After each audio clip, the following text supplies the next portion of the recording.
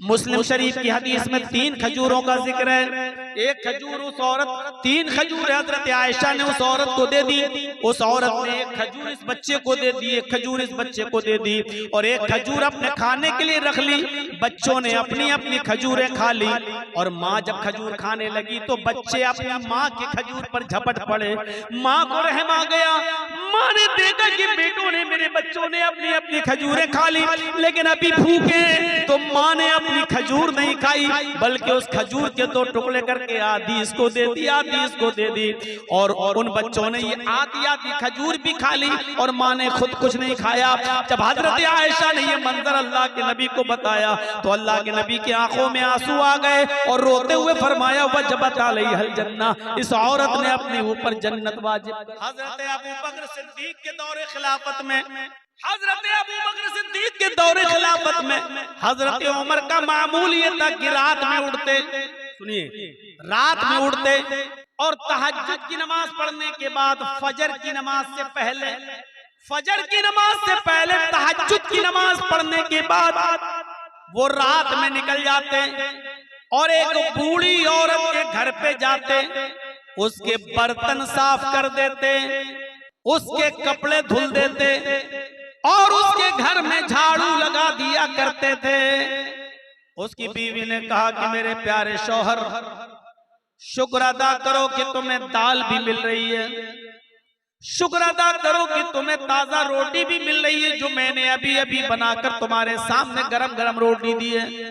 मेरे प्यारे शौहर, तुम्हें अल्लाह का शुक्र अदा करना चाहिए कि तुम्हें ये दाल भी मिली है, अगरचे बिला भिकारी हुई मिली है, लेकिन मिली तो है। तुमने मुहम्मदुर रसूलुल्लाह सल्लल्लाहु अलैहि वसल्लम की जिंदगी नहीं पढ़ी। हजरत आयशा सिद्दीका फरमाती हैं कि माश रसूलुल्लाह सल्लल्लाहु अलैहि वसल्लम तामन कत्तु, कि अल्लाह के रसूल सल्लल्लाहु अलैहि वसल्लम ने अपनी पूरी जिंदगी में कभी पेट भर कर खाना नहीं खाया। 11 और 12 फरवरी 2025 का ये 2 रोज़ा प्रोग्राम का आज आखिरी दिन है।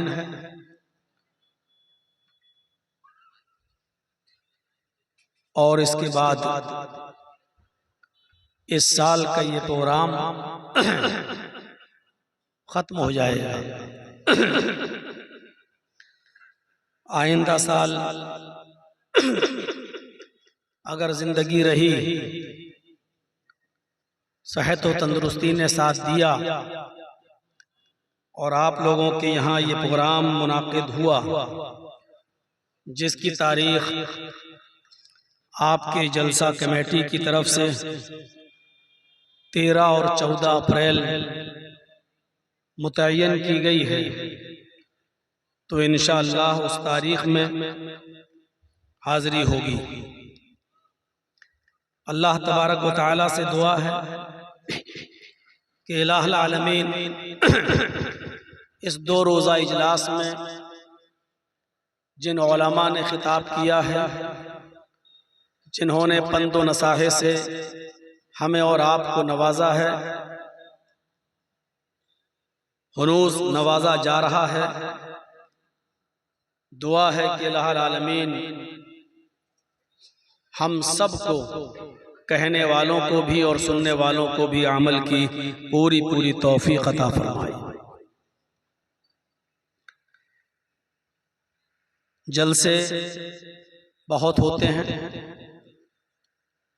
हर साल होते हैं, और आपके लिए साल में एक बार होता होगा, हमारे लिए तो डेली का मामला है। मैं आज भी आपके यहाँ हूँ और कल डिस्ट्रिक्ट कटिहार में हमारा प्रोग्राम है, वहाँ का एक गांव है हाल बेदा, कल वहाँ जाना है। परसों और नरसों के 2 दिन के प्रोग्राम में मुझे किशनगंज की तरफ जाना है।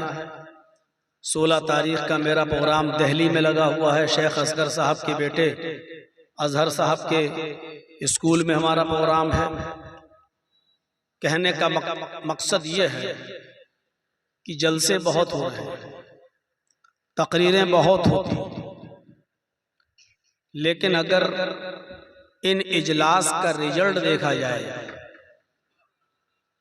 और ये देखा जाए कि इन जलसों के क्या असरात पड़े हैं समाज पर, सोसाइटी पर, और उसका परसेंटेज निकाला जाए तो मेरे भाइयों हमें सिर्फ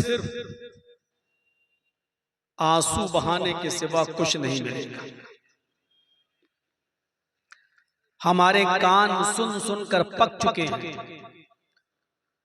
कल जितने लोग यहाँ आए थे आज उससे बहुत बड़ी तादाद में, आज उससे ज्यादा लोग यहाँ बैठे हैं और रात के 2:30 बजे तक बैठे हुए हैं, सुन भी रहे हैं और सुनते चले आ रहे हैं। हमारे कान पक चुके हैं सुन सुनकर, लेकिन हम एक कान से सुनते हैं और दूसरे कान से उड़ा देते हैं। नतीजा सिफर। एक आदमी गाड़ी के आगे आगे चल रहा था और गाड़ी का ड्राइवर उसका हॉर्न दे रहा था, बार बार हॉर्न बजा रहा था बार बार, लेकिन सामने वाला आदमी गाड़ी के आगे से हट ही नहीं रहा है। वो बार बार हॉर्न बजाता है, लेकिन सामने वाला आदमी जो उस गाड़ी के आगे चल रहा है वो चला जा रहा है। इसको गुस्सा आया कि कमीने में कितनी देर से हॉर्न बजा रहा हूं और ये कमीना हटता ही नहीं आगे से, बस चला जा रहा है, रास्ता नहीं दे रहा है, साइड नहीं दे रहा है। इसने गाड़ी को एक जगह रोका, निकला और उस आदमी को उठाकर उसने एक थप्पड़ मार दिया चेहरे पर, गाल पर। कमीने में कब से तुझे हॉर्न दे रहा हूं, तो हटता ही नहीं। तो उस आदमी ने कहा कि भाई मुझे क्यों मारा तुमने? कहा इसलिए मारा कि तुम सामने से क्यों नहीं हट रहे हो, हॉर्न नहीं सुन रहे हो। तो जिस आदमी को थप्पड़ मारा उसने बड़ा माकूल जवाब दिया। उसने कहा कि भाई आपने इतनी तेज हॉर्न बजाया कि आपके हॉर्न की आवाज सुनकर, इतनी देर से आपने हॉर्न बजाया है कि उसकी आवाज से मेरा कान सुन हो गया है, मुझे आवाज सुनाई नहीं दे रही है। आप हॉर्न बजा रहे हैं, मुझे सुनाई नहीं दे रहा, क्योंकि आपके हॉर्न की आवाज से मेरा कान सुन हो गया। यही कंडीशन आज कुछ इसी तरीके की आज हमारे समाज में। उलमा, मुकर्रिरीन, खतीब जलसों में, जुमे के खुतबों में आपको समझा समझा कर, बोल बोल कर थक चुके हैं और हमारे कान भी सुन सुन कर पक चुके हैं। कोई फर्क नहीं पड़ता। जैसे हॉर्न बजाने वाले के हॉर्न से आगे चलने वाले आदमी के ऊपर कोई फर्क नहीं पड़ रहा था, उसी तरीके से हमें भी इन उलमा की, इन खतीबों की और इन मुकर्रिरीन की बातों का कोई असर नहीं पड़ता है। हमारे कान भी पक चुके हैं सुन सुन कर। मेरे प्यारे साथियों, जैसे अंग्रेजी बीमारियों में एक बीमारी है जिसका नाम होता है डायरिया, वो आपने सुना होगा। डायरिया जब किसी को होता है तो उसको लूज मोशन हो जाते हैं। एक दिन में 10-10, 12-12, 15-15, 20-20 लैट्रीनें उसको पानी की तरह होती हैं। उस आदमी का लीवर फंक्शन बेकार हो जाता है, उसका लीवर काम करना बंद कर देता है। वो जो कुछ भी खाता है वो लैट्रीन के रास्ते से बाहर निकल जाता है। जो कुछ भी खाया लैट्रीन के रास्ते से बाहर, जो भी खाया वो लैट्रीन के रास्ते से बाहर। खाते हैं हम मुंह से और लैट्रीन के रास्ते से वो चीज फौरन पानी बनकर बाहर आ जाती है। इस बीमारी का नाम है डायरिया। लीवर फंक्शन काम करना बंद।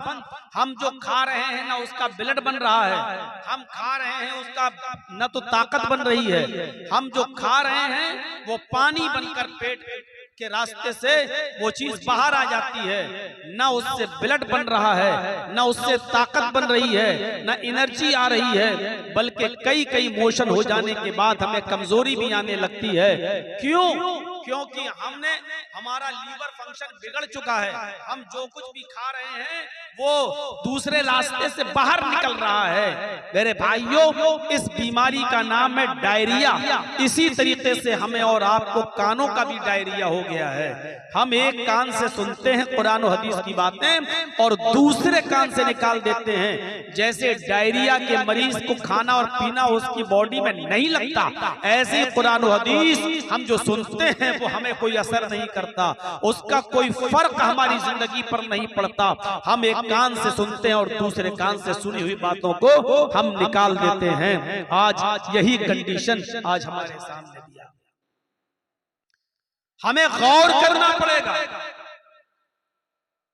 इनके वजूहात पर कि आखिर बात क्या है, असर क्यों नहीं हो रहा है, आखिर क्यों हम एक कान से सुनते हैं और दूसरे कान से हम बाहर निकाल देते हैं। अभी कितने लोग यहाँ बैठे हैं, मेरी नजर जहां तक जा रही है मुझे लोग पब्लिक अवाम ही अवाम दिखाई दे रही है, लेकिन यही अवाम यही पब्लिक फजर की नमाज के अंदर मस्जिद में जब दिखने लगे, तकरीर के बाद, जलसों के बाद, तब ये माना जाएगा कि हमने जो सुना है उसके असरात हमारी जिंदगी पर मुरत्तब हो रहे हैं। हमने जो सुना है वो लगा है मेरे भाइयों। और अगर हमने सुना और सुनकर यहाँ से निकल गए और मस्जिद में जो आते थे वो भी नहीं आए, एक सफ भी पूरी नहीं हुई, इमाम मुअज्जिन ने अजान दी, इमाम और मुअज्जिन और 4-5 लोगों ने मिलकर नमाज पढ़ ली, तो समझ लीजिए मेरे भाइयों हमने एक कान से सुना और दूसरे कान से निकाल दिया। जैसे हमने कोई खाया और वो हमारे जिस्म पे नहीं लगा और दूसरे रास्ते से वो चीज बाहर आ गई। मेरे भाइयों, हमें हमारी फितरत में जिंदगी होनी चाहिए, हमारी फितरत में जिंदगी होनी चाहिए। अगर फितरत में जिंदगी हो तो एक बात भी लग जाती है, और अगर फितरत में जिंदगी ना हो तो पूरी जिंदगी किसी को दावत और तबलीग करते रहो, समझाते रहो, बताते रहो, चीखते रहो, उसके सामने गला फाड़ते रहो, कोई फर्क नहीं पड़ता। वो आदमी जैसा था वैसा ही रहेगा। शायद आपको मालूम होगा, और मुझे याद नहीं कि मैंने कभी सुनाया है या नहीं सुनाया। एक आदमी बेचारा रिक्शा चलाता था, कड़ी धूप में मेहनत करता था और अपने बच्चों के लिए कुछ कमा कर बेचारा शाम तक मजदूरी करके लाता था और उसी से घर में गुजर बसर चलती थी। एक दिन ये रिक्शे वाला मेहनत तो मजदूरी करके जब थका हुआ घर पे पहुंचा, अपनी बीवी से बोला कि मुझे खाना पेश करो, बहुत तेज भूख लग रही है, मैं मेहनत तो मजदूरी करने वाला आदमी हूँ। उसकी बीवी ने अरहर की दाल उसके सामने रख दी, जो फ्राई नहीं थी, बगैर बघारी हुई दाल थी, जिसमें तड़का का नहीं लगा हुआ था। ऐसी बिला भिगारी हुई दाल उसके सामने पेश कर दी। इस आदमी ने नाक और मुंह चढ़ाया और कहा कि मेरी बीवी, कम से कम कुछ तो ख्याल करो अपने शौहर का।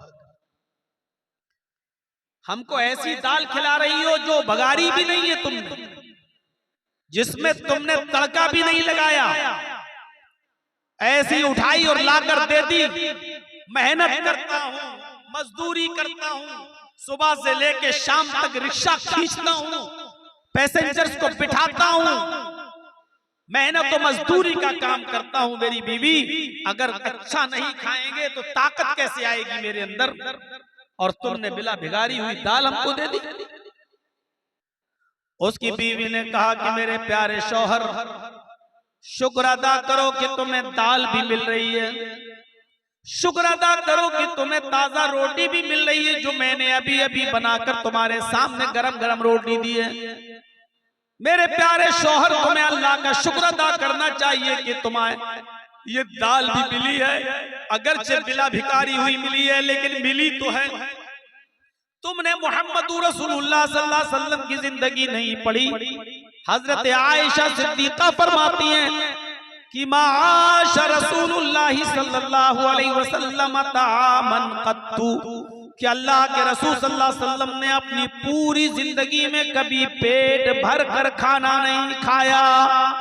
आपने अपनी पूरी जिंदगी में पेट भर कर खाना नहीं खाया।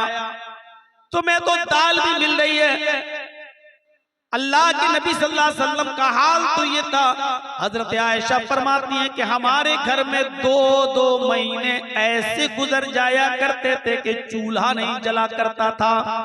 2-2 महीने हमारे घर में चूल्हा नहीं जला करता था। आए मेरे प्यारे शौहर, अल्लाह का शुक्र अदा करो कि तुम्हें तो दाल भी मिल रही है, वरना हमारे नबी का तो ये हाल था कि 2-2 महीने घर में चूल्हा नहीं जलता था। इस आदमी ने दाल रोटी खाना शुरू कर दिया और अपनी बीवी की तारीफ करते हुए फरमाया, मेरी बीवी तुम बिल्कुल ठीक कह रही हो, मेरी बीवी तुमने बिल्कुल सही फरमाया। हमने ये बातें मस्जिद में जुमे के दिन मौलाना से खुतबे में सुनी थी कि अल्लाह के रसूल सल्लल्लाहु अलैहि वसल्लम के घर में 2-2 महीने तक चूल्हा नहीं जला करता था। और हजरत आयशा फरमाती हैं कि हमारे नबी ने कभी पेट भर के खाना नहीं खाया अपनी पूरी जिंदगी में। मैंने ये बातें सुनी और उस आदमी ने, रिक्शा चलाने वाले ने दाल और रोटी खाना शुरू कर दिया।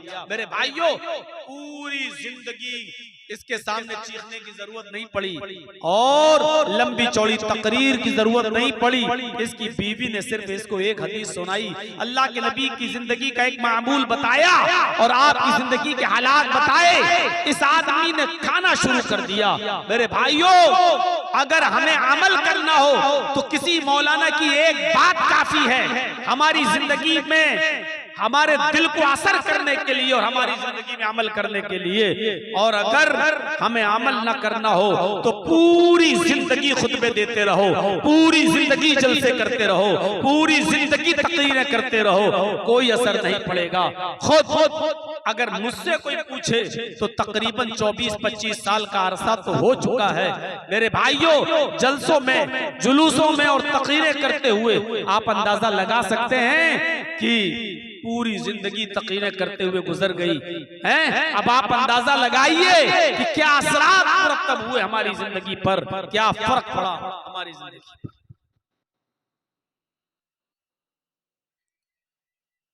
अबुल हाकिम हमीदुद्दीन कुरैशी का नाम सुना होगा। अबुल हाकिम हमीदुद्दीन, जिसके बाप का नाम था बहाउद्दीन कुरैशी, कीज और मरवान का हुक्मरां था। कीज और मरवान का हाकिम गुजरा, बादशाह था, हाकिम वक्त था और 21 साल तक इसने बड़ी शानदार हुकूमत चलाई। अपने बाप बहाउद्दीन के मरने के बाद अबुल हाकिम हमीदुद्दीन को जब हाकिम बनाया गया तो 21 साल तक हुकूमत चलाई। बीचों बीच शहर में, कीज में या मरवान में, इसका एक आलीशान बाग था, गार्डन।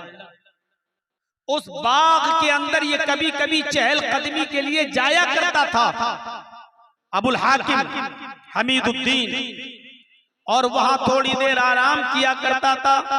उस बाग की देखरेख के लिए उसने एक लौंडी, एक खादिमा को रख लिया था। उस लौंडी का काम यह था कि बाग में पानी मारती और अपने हाकिम के लिए, अपने मालिक के लिए, अपने आका के लिए बिस्तर को बिछा देती थी ताकि वो आएंगे और यहां आराम करेंगे। एक दिन अबुल हाकिम हमीदुद्दीन बाग में गया, उसने देखा कि जिस बिस्तर पर मैं आराम करता हूं उस बिस्तर पर लौंडी सो रही है, मेरी खादिमा सो रही है। उसने देखा लौंडी जो थी, उसकी खादिमा जो थी, उसने सोचा कि हम रोजाना इसका बिस्तर बिछाते हैं, नरम गरम बिस्तर, फूल भी उस पर डालते हैं, देखें इस नरम गरम बिस्तर पर थोड़ी देर लेट कर देखते हैं अमीरों का बिस्तर कैसा होता है, हाकिम वक्त का बिस्तर कैसा होता है, देखें उस पर लेटने में कैसा महसूस होता है। इस अबुल हाकिम ने हमीदुद्दीन के बिस्तर पर ये थोड़ी देर के लिए लेट गई, ये सोचकर कि देखें बिस्तर कैसा होता है। जैसे वो लेटी और उसको नींद आ गई। अबुल हाकिम हमीदुद्दीन के बिस्तर पर जब ये लौंडी लेटती है तो उसको नींद आ गई, और जैसी नींद आई हमीदुद्दीन वहां पहुंच जाता है। उसने देखा कि मेरे बिस्तर पर ये लौंडी लेटी हुई है। उसने चाबुक उठाया, उसने कोड़ा निकाला और उसने एक कोड़ा अपनी लौंडी को मार दिया। कोड़ा चमड़े का होता था, लकड़ी में, डंडे में, लाठी में चमड़े का चमड़ा लगा रहता था और चमड़े का एक कोड़ा बड़ी तेज लगता है, उसने उसकी पीठ पर मारा। उस लौंडी ने उस चमड़े के कोड़े की तकलीफ महसूस की और उड़ जाती है, उड़ती और सीधे अपने कपड़ों को समेटती और सीधे खड़ी हो जाती है और कहती है सॉरी, मुझे माफ कर दीजिए, मैं इस बिस्तर पर सोना नहीं चाहती थी, मैं तो सिर्फ लेट कर देखना चाहती थी कि देखें बिस्तर पर कैसा लगता है। जिस बिस्तर पे आप रोजाना आराम करते हैं, मैं ये देखना चाहती थी कि इस बिस्तर पर लेटने में कैसा महसूस होता है। मैं जैसे ही लेटी मुझे नींद आ गई, मुझे माफ कर दो। अबुल हाकिम ने कहा हमीदुद्दीन ने, नहीं, सजा मिलेगी। तेरी हिम्मत कैसे हुई इस बिस्तर पर लेटने? अपने आका के, अपने मालिक के बिस्तर पर एक मामूली और 2 कौड़ी की लड़की तू लेटेगी इस पर? उसने उस लड़की को, उस लौंडी को खड़ा कर दिया। एक कोड़ा तो मार चुका था उसने, एक एक करके 9 कोड़े और मारे। दूसरा कोड़ा मारा, उस लौंडी की खाल छिल गई। तीसरा कोड़ा मारा, खाल और फट गई। चौथा कोड़ा मारा, पूरी चमड़ी लाल पड़ गई। 5वां कोड़ा मारा, खून गिरने लगा। 6ठा और 7वां कोड़ा भी मारा, खून के कतरे अब जमीन के ऊपर गिरने लगे और उस लौंडी के कपड़े लाल होने लगे। लेकिन उस लौंडी ने हिम्मत बांध ली, ये एक एक कोड़ा मारता जाता और वो मुस्कुराती जाती। इसने एक और कोड़ा मारा, वो और तेज मुस्कुराई। इसने एक और कोड़ा मारा तो वो और तेज मुस्कुराई। जब ये 10 कोड़े मार चुका तो कहने लगा, ए लौंडी, मैं तुझे सजा देने के लिए मार रहा हूँ, तुझे तकलीफ देने के लिए तुझ पर चोट कर रहा हूँ और कोड़े पे कोड़ा बरसा रहा हूँ और तू है हंस रही है। क्या बात है, तुझे तकलीफ नहीं हो रही है? उस लौंडी ने जवाब दिया, कि मुझे तकलीफ तो बहुत हो रही है, हर कोड़े की तकलीफ मुझे हो रही है, हर कोड़े की तकलीफ मुझे हो रही है, लेकिन मैं मुस्कुरा रही हूं। अबुल हाकिम हमीदुद्दीन ने पूछा, तुम क्यों मुस्कुरा रही हो? उसने कहा, मैं इसलिए मुस्कुरा रही हूं कि कुछ सोच रही हूं। हमीदुद्दीन ने पूछा, क्या सोच रही हो? मैं तकलीफ देने के लिए मार रहा हूं और तू मुस्कुरा रही है और कह रही है तकलीफ हो रही है, फिर भी मुस्कुरा रही है। कहां? देख, ये खून के कतरे देख, ये जमीन पर टपकने वाला लहू देख, मेरी पीठ जो छिल चुकी है, खाल फट गई, देख, तकलीफ नहीं हो रही तो ये सब कैसे हुआ? लेकिन इसके बावजूद मैं कुछ और सोच के हंस रही हूं। अबुल हाकिम हमीदुद्दीन ने पूछा, वही तो मैं सुनना चाहता हूँ, क्या सोच के हंस रही है? उसने कहा, मैं ये सोचकर हंस रही हूँ कि थोड़ी देर तेरे बिस्तर पर लेट गई तो तेरी अदालत में मुझे ये सजा मिली, थोड़ी देर में तेरे बिस्तर पर सो गई, थोड़ी देर मैंने आराम कर लिया तो तेरी अदालत में मुझे ये सजा मिली। मैं तेरे बारे में सोच रही हूँ कि तू तो पूरी जिंदगी ऐशो आराम में रहा है, तू तो पूरी जिंदगी आराम से सोता है, तुझे तो कभी तकलीफ ही नहीं होती। जब थोड़ी देर सोने में तेरी अदालत में ये तकलीफ है, जब थोड़ी देर आराम करने की और आराम से सोने की तेरी अदालत में ये सजा है, तो अल्लाह की अदालत में उस आदमी की सजा क्या होगी जो पूरी जिंदगी ऐशो आराम में सोता है, जिसको कभी कोई तकलीफ नहीं पहुंचती, उसकी सजा अल्लाह की अदालत में क्या होगी? मैं तेरे बारे में सोच रही हूँ कि अल्लाह की अदालत में तेरी सजा क्या होगी।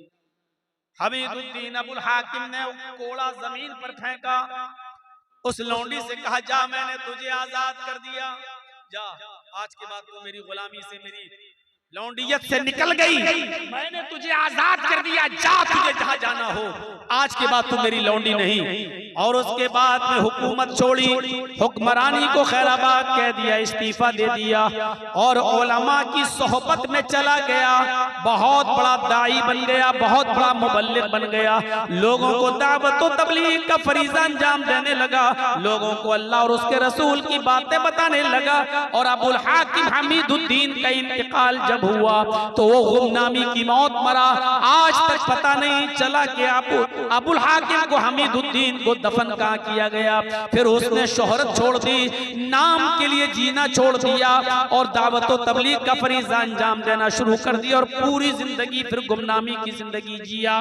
इस पूरे वाक़े को बताने का मकसद मेरा सिर्फ यह है कि कोई लंबी चौड़ी तकरीर नहीं हुई थी, बहुत ज्यादा इसके सामने बातें नहीं रखी गई थी। सिर्फ उस लौंडी ने इतना कहा था कि अगर थोड़ी देर आराम करने की सजा तेरी अदालत में मेरी ये है तो तेरी सजा अल्लाह की अदालत में क्या होगी जो पूरी जिंदगी ऐशो आराम के साथ रहा। इतनी सी बात अबुल हाकिम को हमीदुद्दीन को असर कर जाती है और वो नेक बन जाता है, मुत्तकी बन जाता है, परहेजगार बन जाता है और उसने अपनी जिंदगी के अंदर एक इनकलाब पैदा कर लिया है और गुमनामी की जिंदगी जीता है और कब मरता है पता नहीं चलता। फितरत में जिंदगी हो तो एक जुमला काफी और फितरत में जिंदगी न हो तो पूरी जिंदगी चीखते रहो, चिल्लाते रहो। बताया ना कल बताया था ना अबू तालिब का वाकया। अल्लाह के रसूल पूरी जिंदगी कहते रहे चचा कलमा पढ़ लो और आखिरी वक्त भी कहा कुल या अम्मी ला इलाहा इल्लल्लाहु फी उज़ुनी, आए मेरे चचा मेरे कान में कह दो ला इलाहा इल्लल्लाह। लेकिन अल्लाह अबू तालिब को कलमा नसीब नहीं हुआ, फितरत में जिंदगी नहीं थी, बगैर कलमे के दुनिया से रुखसत हो गया और जहन्नम का मुस्तहिक हो गया। मेरे प्यारे साथियों तसव्वुर करो, फितरत में जिंदगी हो तो एक जुमला काफी होता है, एक लफ्ज काफी होता है और पूरी जिंदगी के दिल में बिठाने के लिए और पूरी जिंदगी के अमल करने के लिए। आज हमारे पास कहाँ है नेकियां? है कोई मुहासिबा करता अपनी नेकियों का? छोटी से छोटी नेकी को भी हकीर मत समझो, छोटी से छोटी नेकी को भी हकीर मत समझो। कुरान पढ़िए, अल्लाह रब्बुल आलमीन फरमाता है फमन यअमल मिस्काल ज़र्रतिन खैरन यरा व मन यअमल मिस्काल ज़र्रतिन शर्रन यरा। अगर जर्रा बराबर भी नेकी करोगे तो उसको भी तुम अपने रब के नाम अपने नामे आमाल में देख लोगे, जर्रा बराबर भी बुराई करोगे तो उसको भी तुम अपने नामे आमाल में देख लोगे। छोटी से छोटी नेकी को भी हकीर मत समझो। इसमें क्या हो जाएगा? कल मैंने बताया था ना, छोटी से छोटी नेकी, रास्ते से गुजर रहे हैं पत्थर पड़ा हटा दो, कांटा पड़ा हटा दो, ये ना समझो यार ये कोई नेकी है। छोटी से छोटी नेकी को भी हकीर मत समझो। अल्लाह के रसूल एक मर्तबा खुतबा दे रहे हैं और औरतों को मुखातब करके कह रहे हैं या माशरन निसा, आए औरतों की जमात, आए मस्तूरात, आए औरतों, तुम अपने घर में, तुम अपने घर के पड़ोस में रहने वाली किसी पड़ोसन को सदका और खैरात करने में कभी हकारत महसूस मत करना। तुम अपने घर के पड़ोस में रहने वाली पड़ोसन को सदका और खैरात करो, अगरचे कुछ भी देने के लिए ना हो तो एक बकरी का खुर ही दे दिया करो। बकरी का खुर ही क्यों ना हो? बकरी का खुर, बकरी जिससे चलती है, ये पैरों का ये निचले वाला हिस्से को खुर कहा जाता है ना। ये अरब के अंदर सबसे घटिया चीज मानी जाती थी, सबसे कमतर चीज समझी जाती थी। तो अल्लाह के नबी सल्लल्लाहु अलैहि वसल्लम कह रहे हैं कि आए औरतों, अपने पड़ोसन को सदका और खैरात करो, अगरचे बकरी का खुर ही क्यों ना हो। बकरी का खुर भी तुम्हें देना पड़े तो दे दो, सदका और खैरात करो, दो तुम उनको, सदका और खैरात करो। इस नेकी को हकीर मत समझो। आइए और एक और रिवायत की तरफ मैं तुम्हें लेके चलता हूं। बुखारी की रिवायत है, अल्लाह के नबी सल्लल्लाहु अलैहि वसल्लम फरमाते हैं फत्तकुन्नार वलौ बिशिक्कि तमरा, वलौ बिशिक्कि तमरा पर गौर करो। फत्तकुन्नार, लोगों तुम अपने आप को जहन्नम से बचाओ, अपने आप को जहन्नम से बचाओ, आग से बचाओ, दोज़ख से बचाओ। कैसे बचाओ? वलौ बिशिक्कि तमरा, अगरचे तुम्हें खजूर का टुकड़ा ही देना पड़े, उसको भी अल्लाह के राह में सदका और खैरात करो। खजूर तो बड़ा हो गया, ये खजूर है, ये खजूर नहीं है तुम्हारे पास, आधा खजूर है या उसका एक टुकड़ा है तुम्हारे पास, चौथाई हिस्सा, 1/4 डेट, 1/4 खजूर, एक खजूर का भी चौथाई हिस्सा है आपके पास। अल्लाह के नबी कह रहे हैं कि अगर वो भी तुम्हारे घर पे रखा है, फाजिल है, तो वलौ बिशिक्कि तमरा, तो वो भी किसी न किसी गरीब को या गरीब के बच्चे को दे दो, खिला दो उसको, अपने आप को जहन्नम से बचाओ। खजूर के टुकड़े की हैसियत क्या है? कोई आदमी खजूर का टुकड़ा देगा, पूरा खजूर दे देगा। अल्लाह के नबी कह रहे हैं खजूर तो छोड़ो, वलौ बिशिक्कि तमरा, अगर तुम्हारे पास खजूर का टुकड़ा ही हो तो उसको भी दे दो। यानी इस नेकी को भी हकीर मत समझो, अरे यार क्या है मेरे पास, ये इसका क्या हो जाएगा, एक खजूर का टुकड़ा देंगे तो इसका क्या पेट भर जाएगा बेचारे का, क्या भरेगा? नहीं, अल्लाह के नबी उकसा रहे हैं, उभार रहे हैं, अगर तुम्हारे पास खजूर का टुकड़ा हो तो तुम उसको भी सदका और खैरात करके अपने आप को जहन्नम से बचाओ। फत्तकुन्नार वलौ बिशिक्कि तमरा, अपने आप को दोज़ख से जहन्नम से बचाओ, अगरचे तुम्हारे पास खजूर का टुकड़ा ही क्यों ना हो, सदका और खैरात करने के लिए करो। वो हदीस याद है ना, बुखारी की, हजरत आयशा फरमाती है कि मेरे पास एक मांगने वाली आई, जातनी साइला, मेरे पास मांगने वाली आई, वमाहा सबियान, उसके साथ 2 छोटे छोटे बच्चे थे, मांगने लगी, मेरे पास एक खजूर थी, मैंने वो खजूर लाकर उस औरत को दे दिया, उस खजूर ने उसके 2 टुकड़े कर दिए, एक टुकड़ा इस बच्चे को दे दिया, एक टुकड़ा इस बच्चे को दे दिया, एक टुकड़ा इस बच्चे को दे दिया, एक टुकड़ा इस बच्चे को दे दिया, और अपना खुद नहीं खाया। उन दोनों बच्चों ने आधी आधी खजूर खा ली और चली गई वो औरत अपने बच्चे को लेकर, बच्चों को।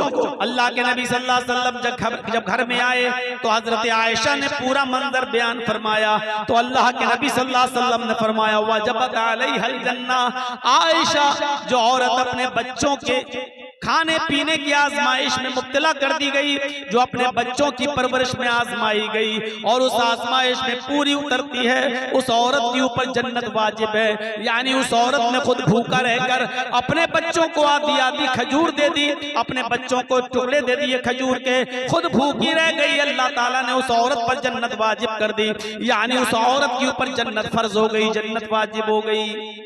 और कीजिए, खजूर का एक खजूर थी, हजरत आयशा ने वही दे दी। अब आप कहोगे एक खजूर में क्या होता है, ना औरत का पेट भरा ना बच्चों का, लेकिन हजरत आयशा ने एक खजूर थी वही दे दी। मुस्लिम शरीफ की हदीस में 3 खजूरों का जिक्र है, एक खजूर उस औरत, 3 खजूर हजरत आयशा ने उस औरत को दे दी, उस औरत ने एक खजूर इस बच्चे को दे दी, एक खजूर इस बच्चे को दे दी, और एक खजूर अपने खाने के लिए रख ली, बच्चों ने अपनी अपनी खजूरें खा ली। और माँ जब खजूर खाने लगी तो बच्चे अपनी माँ के खजूर पर झपट पड़े, माँ को रहम आ गया, माँ ने देखा कि बेटों ने, मेरे बच्चों ने अपनी अपनी खजूरें खा ली, लेकिन अभी भूखे, तो माँ ने अपनी खजूर नहीं खाई, बल्कि उस खजूर के 2 टुकड़े करके आधी इसको दे दी, आधी इसको दे दी, और उन बच्चों ने ये आधी आधी खजूर भी खा ली और माँ ने खुद कुछ नहीं खाया। जब हजरत आयशा ने ये मंजर अल्लाह के नबी को बताया तो अल्लाह के नबी की आंखों में आंसू आ गए और रोते हुए फरमाया वजबत अलैहिल जन्ना, इस औरत ने अपने ऊपर जन्नत वाजिब कर दी। किसी भी नेकी को हकीर मत समझो, छोटी से छोटी नेकी को भी हकीर मत समझो। हजरत अबू बकर सिद्दीक के दौरे खिलाफत में कहत पड़ गया, कहत मतलब सूखा, लोगों के पास खाने पीने के लिए अनाज नहीं है, गल्ला नहीं है, सूखा पड़ गया। अबू बकर का जमाना है, हजरत उस्मान गनी रज़ी अल्लाह ताला अन्हु के पास मुल्क शाम से गल्ला लदा हुआ ऊंट आए थे, जिस पर गल्ला लदा हुआ था, और ऊंट कितने थे, 1000 ऊंट, 100 नहीं, 10-20 नहीं, 100-200 नहीं, 1000 ऊंट था जिस पर अनाज लदा हुआ था, गल्ला लदा हुआ था। जब मदीने के ताजिरों को पता चला कि अब उस्मान गनी के पास 1000 ऊंट है गल्ले से लदे हुए, तो उनके पास आए और कहने लगे, आए उस्मान, क्या इन गल्ले को बेचोगे? हजरत उस्मान ने कहा, मुझे प्रॉफिट क्या दोगे, नफा क्या दोगे? फरमाया, आपके 10 रुपए का माल हम 12 रुपए में लेने के लिए तैयार हैं। 10 दिरहम का माल 12 दिरहम में लेने के लिए तैयार हैं। हजरत उस्मान ने फरमाया, फिर छोड़ो, मुझे इससे भी ज्यादा प्रॉफिट मिल रही है। कहा कि अच्छा 13 ले लो, आपका हर 10 दिरहम के माल पर 13 दिरहम हमसे ले लो, हम उसको बेचेंगे जितना चाहेंगे। कहत पड़ा हुआ है, सूखा पड़ा हुआ है, हमारा माल तो बिकी जाएगा। आप 10 के दिरहम पर 13 दिरहम ले लो। हजरत उस्मान कहते हैं, मुझे इससे भी ज्यादा मिल रहा है। और लास्ट में बोली लगती है, आए उस्मान, हम 10 का माल 15 दिरहम में लेने के लिए तैयार हैं। हजरत उस्मान कहते, रहने दो, 10 दिरहम पर तुम 15 दिरहम दोगे, लेकिन मुझे इससे भी ज्यादा प्रॉफिट मिल रही है। तब तमाम लोग उठ गए, जितने भी बिजनेसमैन थे वो उठ गए और कहने लगे, उस्मान, अगर इससे ज्यादा तुम्हें मिल रहा है तो उसी को दे दो, हम लोग चल रहे हैं, हम लोग जा रहे हैं। जब वो जाने लगे, जितने बिजनेसमैन थे, तो पलट कर कहने लगे, उस्मान, हम जा तो रहे हैं, हमें अब नहीं चाहिए। 10 का माल हम 15 में लेने के लिए तैयार हैं, इससे ज्यादा हम नहीं दे सकते। और आप कह रहे हैं इससे भी ज्यादा हमें मिल रहा है। मदीने के सारे बिजनेसमैन यहाँ मौजूद हैं, मेरी नजर में अब कोई बाकी नहीं है। जो जितना बड़ा बिजनेसमैन है वो यहाँ मौजूद है, और हम सब लोग यहाँ हैं। फिर मुझे इतना तो बता दो कि 10 का माल 15 में लेने के लिए हम लोग तैयार हैं, इससे ज्यादा तुम्हें कौन दे रहा है? सारे बिजनेसमैन तो यहाँ मौजूद हैं, फिर तुम्हें 10 का माल 15 से ज्यादा लेने में कौन तैयार है तुम्हारा? हजरत उस्मान मुस्कुराते हुए जवाब देते हैं कि अल्लाह, मेरा अल्लाह मुझे इससे भी ज्यादा प्रॉफिट दे रहा है। तुम मेरे 10 दिरहम के माल को 15 में खरीदोगे, और मेरा अल्लाह 1 दिरहम का माल 10 दिरहम में ले रहा है। तुम 10 का 15 दोगे, और मेरा रब 10 का 100 दे रहा है, 1 का 10 दे रहा है। तुम 10 दिरहम का माल 15 दिरहम में ले रहे हो, और मेरा रब 10 दिरहम का माल 100 दिरहम में ले रहा है। यानी हम ये सारा का सारा माल 1000 गल्ले से लदे हुए उन ऊंटों पर, जो माल लदा हुआ, गल्ला लदा हुआ इन ऊंटों पर, हम ये सारा का सारा सदका करेंगे, खैरात करेंगे, अल्लाह की राह में खर्च कर देंगे, गरीबों और मिस्कीनों तक पहुंचाएंगे। और मेरा रब 1 दिरहम का माल का सवाब मुझे 10 गुना देगा, 10 गुना देगा। यानी 10 दिरहम का सवाब हमें 100 दिरहम के बराबर देगा। 1000 गल्ले से लदे हुए ऊंटों के सदके का सवाब 10 गुना बढ़ाकर, आप गौर करो, 1000 का 10 गुना बढ़ा दो तो 10,000 गल्ले से लदे हुए ऊंटों का सदका करने का सवाब हमें मिलेगा। इसलिए आप जाइए, हमें आपको माल नहीं बेचना है। मैंने कहा, छोटी सी छोटी नेकी को भी हकीर मत समझो। देखो, हजरत उस्मान गनी को 10 का 15 मिल रहा था, लेकिन इसके बावजूद गरीबों में और मिस्कीनों में सारा का सारा माल लुटा दिया, खर्च कर दिया, फी सबीलिल्लाह दे दिया। देखो, यहाँ तो मदरसों के लिए, ताउन के लिए कितना मनाना पड़ता है, कितने झांसे देना पड़ते हैं, कितना बोतल में उतारना पड़ता है, तब जाकर 100 रुपए और 200 रुपए और 500 रुपए और 1000 रुपए हमारी जेब से निकलते हैं। हजरत उस्मान गनी की सखावत से सीखो। 1000 गल्ले से लदे हुए ऊंट, ये भी नहीं कहा चलो 1 ऊंट का माल हम खर्च कर देते हैं अल्लाह की राह में, नहीं, पूरा का पूरा 1000 ऊंट गल्ले से लदे हुए सबका सब खर्च कर दिया, और सबका सब सदका और खैरात कर दिया। ये जज्बा था, ये जज्बा था हजरत उस्मान गनी का। छोटी से छोटी नेकी को भी हकीर मत समझो।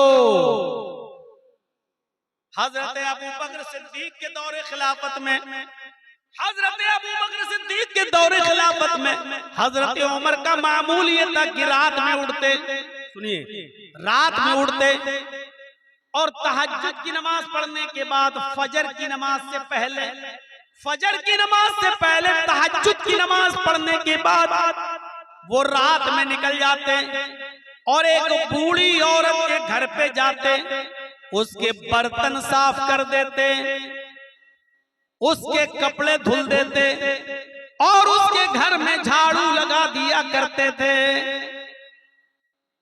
किसी नेकी को हकीर मत समझो। हजरत उमर फारूक का मामूल देखिएगा, क्या कर रहे हैं? तहज्जुद की नमाज पढ़ी फजर की नमाज से पहले और फिर चले गए, एक बूढ़ी औरत के घर गए, उसके बर्तन मांज दिए, उसके कपड़े धुल दिए और उसके घर में झाड़ू लगा दिया। ये उनका मामूल था, रोजाना ये काम किया करते थे। एक दिन तहज्जुद की नमाज पढ़ के फजर की नमाज से पहले पहुंचे, घर में जब घुसे तो क्या देखते हैं? बर्तन साफ हैं। कपड़े धुलना चाहा बूढ़ी औरत के, क्या देख रहे हैं? कपड़े धुले हुए पड़े हुए हैं। झाड़ू ली कि झाड़ू से घर साफ कर दे तो क्या देखते हैं? घर में झाड़ू लग चुकी है। पूछा, माँ कौन था ये? आज घर में सफाई कैसे हो गई? कहा, बेटे मैं क्या जानूं, मैं तो आंखों से अंधी हूँ, नाबीना हूँ, मुझे क्या मालूम। मैं तो समझी कि तुम ही आए हो, बर्तन तुम मांज रहे हो, झाड़ू तुम लगा रहे हो, कपड़े तुम धुल रहे हो। कहा, माँ मैं नहीं था। कहा, बेटा मुझे नहीं मालूम फिर कौन था। हजरत उमर फारूक दूसरे दिन भी यही टाइम पर आए तो क्या देखते हैं? दूसरे दिन भी बर्तन मांजे जा चुके हैं। क्या देखते हैं कि दूसरे दिन भी बर्तन मांज कर खत्म हो, बर्तन मांजे जा चुके हैं, झाड़ू लग चुकी है, कपड़े धुले हुए हैं। हजरत उमर समझ गए, उमर कोई है जो तुमसे पहले आता है, कपड़े धुल जाता है, बर्तन साफ कर जाता है, झाड़ू लगा जाता, कोई है जो तुमसे पहले भी ये काम कर जाता है। पता लगाना चाहिए कि कौन है। अब हजरत उमर जासूसी करने लगे, चुपके से देखें कि कौन है। तो तहज्जुद की नमाज पढ़ के आए और चुपके से छिप गए एक दरख्त की आड़ में। क्या देखते हैं कि एक शख्स अपना चेहरा छुपाया हुआ चादर से आता है रात के अंधेरे में और उसी बूढ़ी औरत के घर में चला जाता है, बर्तन मांजता है, झाड़ू लगाता है, कपड़े साफ करता है और उसके बाद में जब वहां से निकलता है तो जैसे ही वो घर से निकलता है, हजरत उमर फारूक ने उसको पकड़ लिया। रुकिए, अपना चेहरा खोलिए तो कौन है आप? ये मेरा काम आप कैसे कर रहे हैं? अब उसने कहा, ये मेरा तेरा क्या लाया है, तुम पहले आ जाओ, तुम कर लो, हम पहले आ जाएं, हम कर लें, चेहरा नहीं दिखा सकता। हजरत उमर ने कहा, तुम्हें अल्लाह का वास्ता चेहरा खोलो, मैं देखना चाहता हूं कि मुझसे भी पहले ये काम कौन करने आता है। जब अल्लाह का वास्ता दिया और जब चेहरा खोला तो क्या देखते हैं कि वो कोई और नहीं, हजरत अबू बकर सिद्दीक रज़ी अल्लाह तआला अन्हु खलीफा हैं। अरे आज आपके इलाके का चीफ मिनिस्टर किसी गरीब के कपड़े क्या धुलेगा? आपके यहाँ का मामूली मुखिया और सरपंच भी, आपके इलाके का मामूली मुखिया और मामूली सरपंच भी किसी गरीब के, किसी बूढ़ी औरत के कपड़े अपने हाथ से नहीं धुल सकता है। हजरत अबू बकर सिद्दीक रज़ी अल्लाह तआला अन्हु खलीफतुल मुस्लिमीन है, खलीफतुल मोमिनीन है। और क्या हजरत उमर देखते हैं कि कौन कपड़े साफ कर रहा है? अबू बकर सिद्दीक। कौन है अबू बकर सिद्दीक जो बर्तन मांज रहे हैं? कौन है जो घर में झाड़ू लगा रहा है? अबू बकर सिद्दीक। मेरे प्यारे साथियों, मैं बताना यही चाहता था कि किसी भी नेकी को हकीर मत समझो। छोटी से छोटी नेकी, ये झाड़ू लगाना मेरे भाई ये एक मामूली नेकी है, लेकिन हजरत अबू बकर सिद्दीक झाड़ू लगा रहे हैं। बर्तन मांज देना कोई बहुत बड़ा काम नहीं है। अगर किसी आदमी को अपनी इंसल्ट का ख्याल हो तो भले ही ना मांजे, वरना बर्तन मांजना कोई बहुत बड़ा काम नहीं है। बर्तन मांज देना, कपड़े धुल देना, झाड़ू लगा देना, ये कोई बहुत बड़ा काम नहीं है। लेकिन हजरत अबू बकर इन कामों को भी हकीर नहीं समझा करते थे, हजरत उमर इन कामों को भी हकीर नहीं समझा करते थे। इसलिए फरमाया, कोई भी छोटा सी छोटी नेकी को भी हकीर मत समझो। खजूर ना हो, खजूर का टुकड़ा ही सबका हो, खैरात करो। मेरे प्यारे साथियों, इन चीजों को अपने जहन में रखिए। इन चीजों को अपने ध्यान में रखिए। मुसलमान वो होता है जो छोटी से छोटी नेकी को भी मामूली नहीं समझता है, और मुसलमान मोमिन वो होता है जो छोटे से छोटा गुनाह को भी पहाड़ समझता है। एक चीज याद रखिएगा, मुसलमान कौन होता है? जो छोटी सी छोटी नेकी को भी हकीर ना समझे। मुसलमान कौन होता है? जो छोटे से छोटे गुनाह को पहाड़ के बराबर समझे, बहुत बड़ा समझे। और मुनाफिक कौन होता है? जो बड़े से बड़े गुनाह को भी मामूली समझे। मुनाफिक कौन होता है? जो बड़े से बड़े गुनाह को भी ये समझे कि नाक पर मक्खी बैठी थी, ऐसे उड़ाया और उड़ गई। यानी बड़े से बड़े गुनाह को भी वो समझता है जैसे नाक पर बैठी हुई मक्खी को उड़ा दिया। ये मुनाफिक होता है, मुनाफिक। अंदाजा लगा रहे हैं आप? मुसलमान कभी छोटी से छोटी नेकी को भी हकीर नहीं समझता, और कोई छोटे से छोटे गुनाह को भी मामूली नहीं समझता, बल्कि बहुत बड़ा गुनाह समझता है। सहाबा-ए-किराम फरमाते हैं, आए लोगों, जिन गुनाहों को तुम मामूली समझकर कर जाते हो, हम अल्लाह के नबी के जमाने में, हम रसूलुल्लाह सल्लल्लाहु अलैहि वसल्लम के जमाने में, हम छोटे से छोटे और मामूली से मामूली गुनाह को भी पहाड़ के बराबर समझा करते थे, पहाड़ के बराबर जाना करते थे। हम नबी अकरम सल्लल्लाहु अलैहि वसल्लम के जमाने में मामूली से मामूली गुनाह को भी पहाड़ के बराबर समझा करते थे। और मुसलमान की पहचान ये है कि उसके सामने एक रास्ता मुसीबत का हो और दूसरा रास्ता मासियत, गुनाह और नाफरमानी का हो। एक रास्ता तो हो मुसीबत का, परेशानी का, और दूसरा रास्ता हो गुनाह का। तो मुसलमान वो होता है जो मुसीबत के रास्ते को इख्तियार कर लेता है, लेकिन गुनाह के रास्ते को इख्तियार नहीं करता। अब मैं मिसाल दूंगा, जरा सुनिएगा मेरे प्यारे साथियों। मुसलमान वो होता है जिसके सामने अगर दो रास्ते आ जाएं, एक तरफ परेशानी का रास्ता, मुसीबत का रास्ता, और दूसरी तरफ गुनाह का रास्ता। कोई काम करने में परेशानी है और उस काम को न करने में ऐशो आराम है, ऐशो आराम है, लेकिन गुनाह है। तो मुसलमान वो होता है जो परेशानी और मुसीबत का रास्ता इख्तियार करता है। हजरत यूसुफ अलैहिस्सलातु वस्सलाम को देखिए, छोटे हैं, बच्चे हैं, और उनके भाइयों ने बरगला लिया अपने माँ बाप को, अपने बाप याकूब अलैहिस्सलाम को बहका दिया।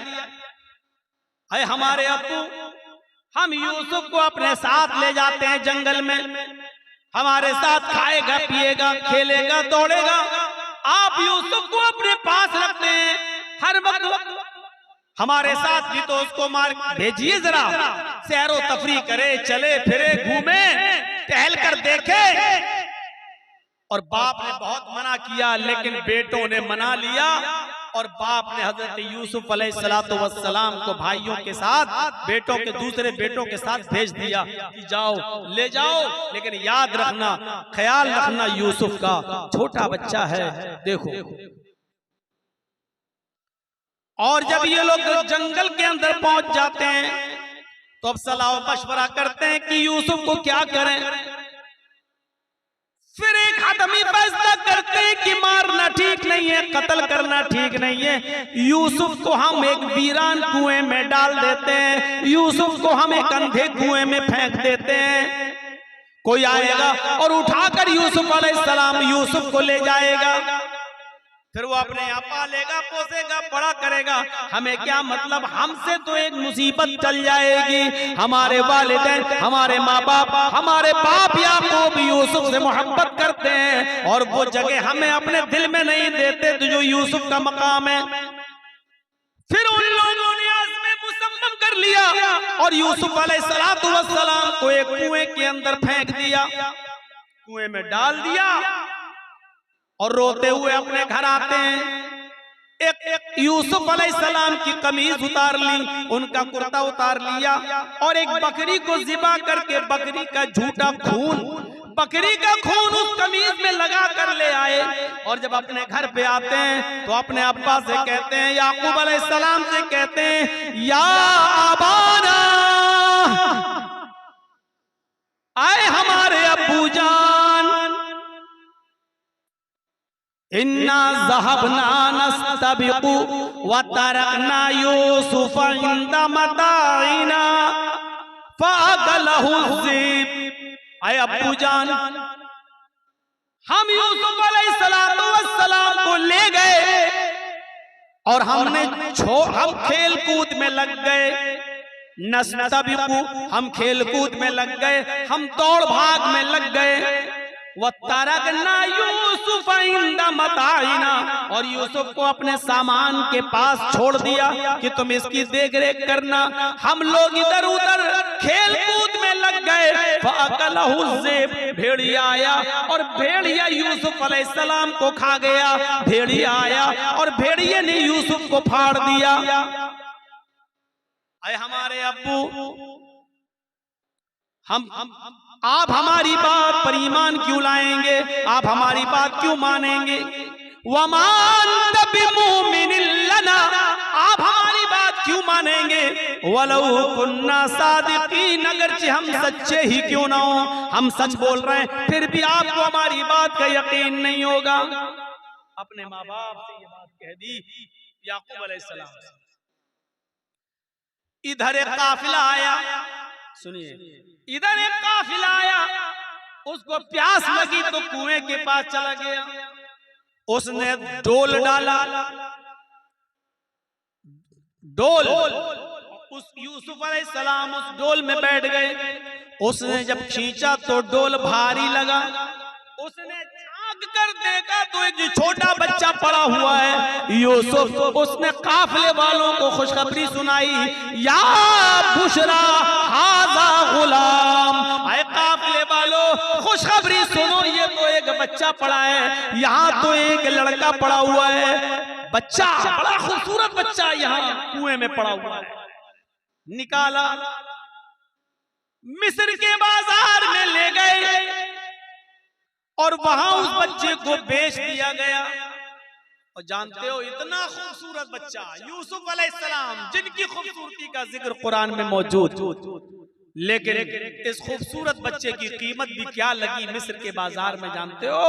उनको पैसा चाहिए था। कहते हैं कि चोरी का माल हो या ऐसा कोई माल हो तो आदमी जल्दी हटाता है। कभी कभी 20,000 का मोबाइल 2,000 में देके चला जाता है कि जल्दी हटे, जल्दी से निकले, और पकड़ा जाए तो दूसरा पकड़ा जाए, हम ना पकड़े जाएं। ऐसे उन्होंने देखा कि ये यूसुफ हमें मिले तो जल्दी से इनको हटा दिया जाए। और मिस्र के बाजार में जब बोली लगी तो जानते हो, बहुत कम कीमत में उनको बेच दिया गया। वशरऊहु बिसमनिन बख्सिन दराहिम मादूदा। कुरान के अल्फाज देखो मेरे भाइयों, उन लोगों ने चंद सिक्कों में यूसुफ को बेच दिया, चंद टकों में, चंद खोटे सिक्कों में यूसुफ को बेच दिया। लो, यूसुफ अलैहिस्सलाम बादशाह मिस्र के मेहमान बने। धीरे धीरे बादशाह मिस्र के पास पहुंचे।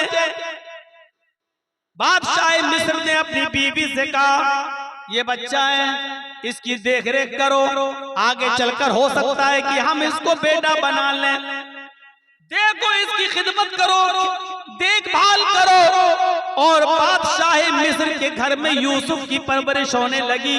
धीरे धीरे बड़े होते गए और एक दिन आया कि यूसुफ अलैहिस्सलातु वस्सलाम अपनी जवानी को पहुंच गए। यहाँ खूबसूरती अपनी कयामत बर्पा कर रही थी और यहाँ यूसुफ अलैहिस्सलातु वस्सलाम जवान हो गए। और उधर बादशाह मिस्र की बीवी का दिल हचकोले लेने लगा। वो इस गुलाम पर, यूसुफ अलैहिस्सलातु वस्सलाम पर अंदर ही अंदर दिलो जान से फरेबता थी, दिलो जान से कुर्बान थी। धीरे धीरे ये चर्चा मिस्र की औरतों में होने लगा।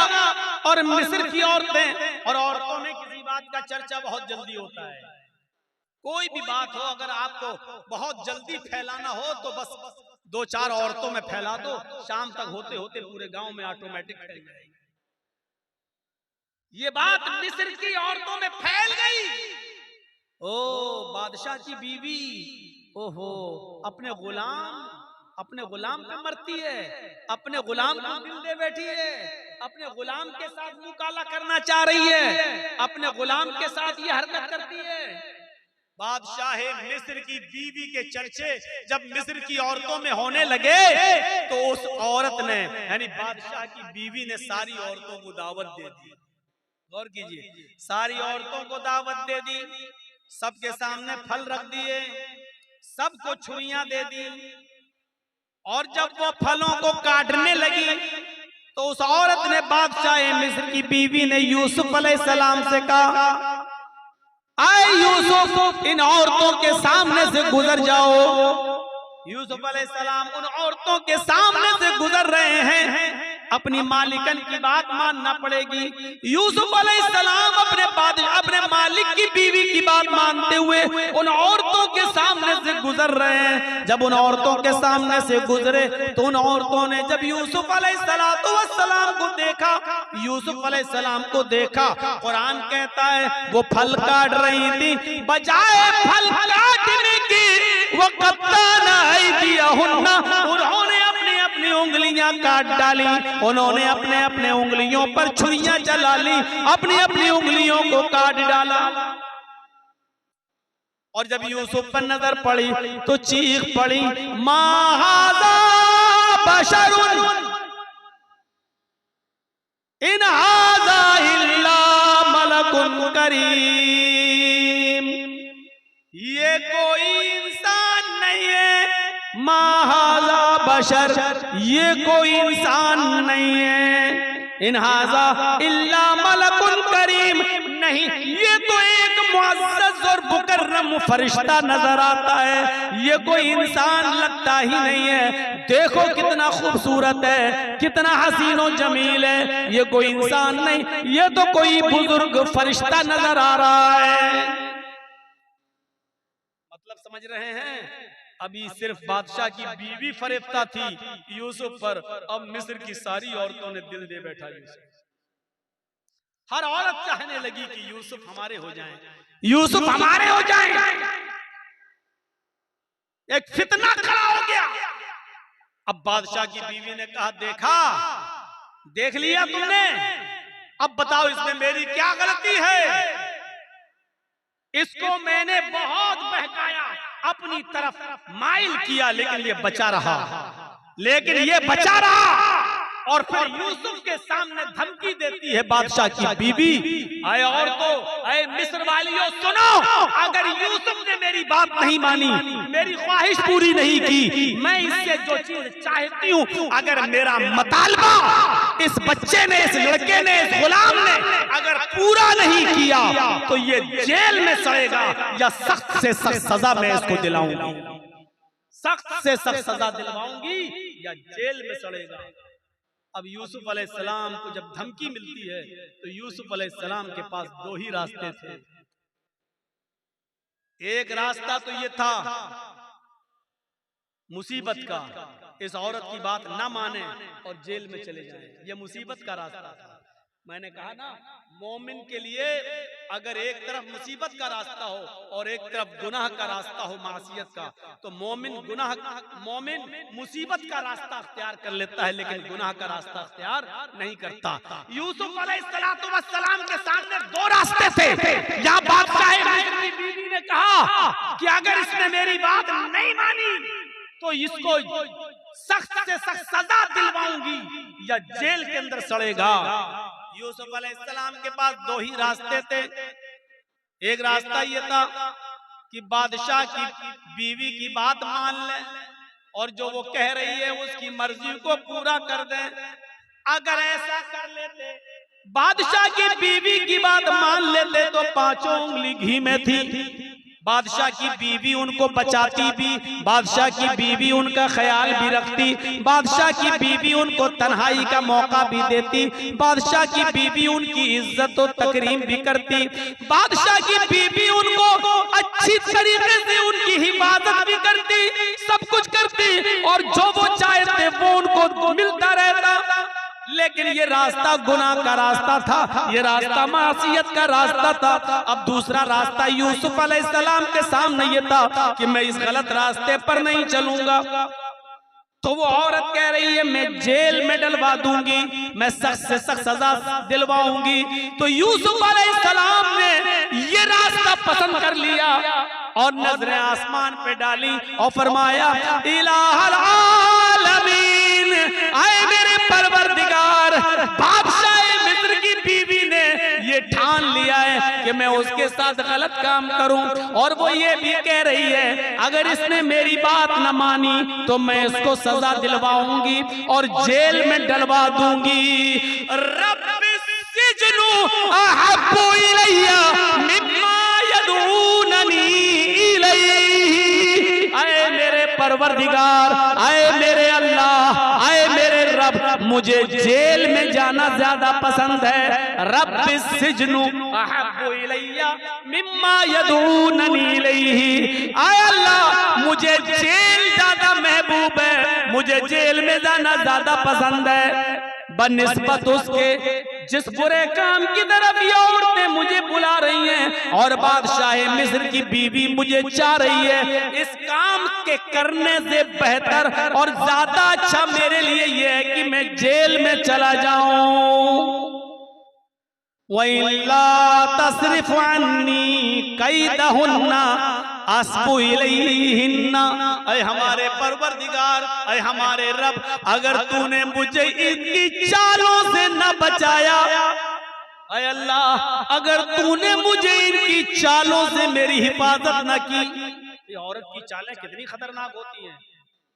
आपको अपने घर में प्यार और मोहब्बत के जाल में फंसा कर बुला भी लेंगी और आपको फंसवा भी देंगी, आपको फंसवा भी देंगी।